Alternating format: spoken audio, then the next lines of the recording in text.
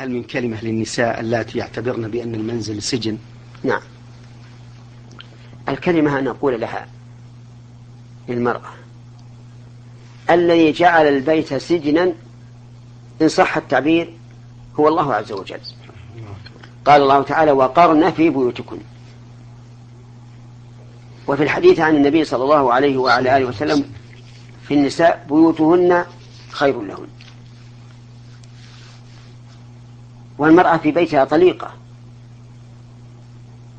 تذهب إلى كل ناحية من البيت وتعمل حوائج البيت وتعمل لنفسها.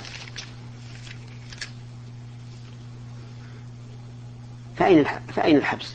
أين السجن؟ نعم، هو سجن على من تريد أن تفرح وأن تكون كالرجل. ومن المعلوم أن الله تعالى جعل للرجال خصائص والنساء خصائص،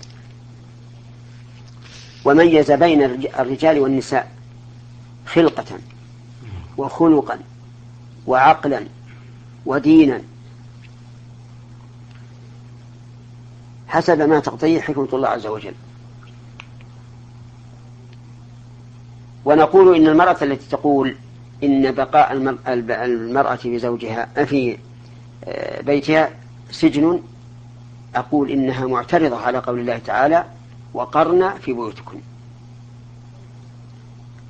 كيف نجعل ما أمر الله به سجنا؟ لكنه كما قلت سجن على من تريد الفراغة والالتحاق بالرجال، وإلا فإنه سرور. البقاء في البيت هو السرور، وهو الحياء، وهو الحشمة، وهو البعد عن الفتنة،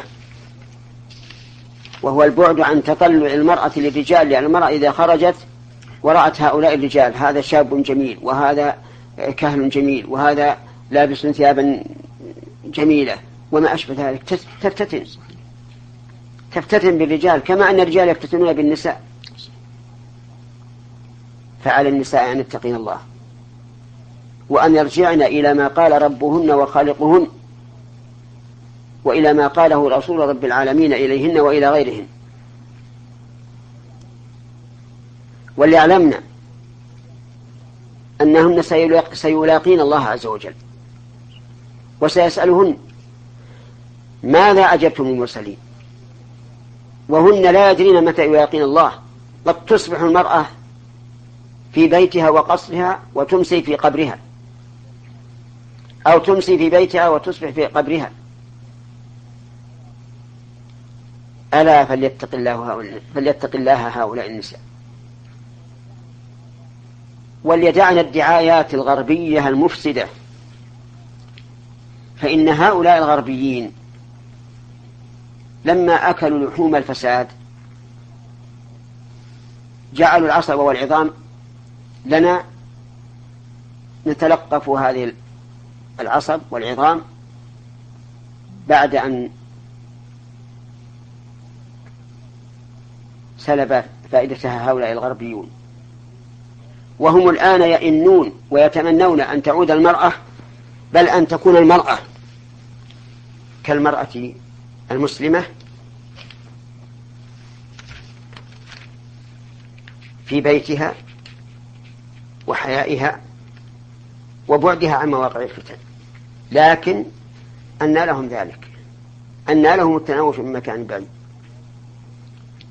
أفيدر بنا ونحن مسلمون لنا ديننا ولنا كياننا ولنا آدابنا ولنا أخلاقنا أن نلهث وراءهم تابعين لهم في المفاسد؟ سبحان الله العظيم، لا حول ولا قوة إلا بالله.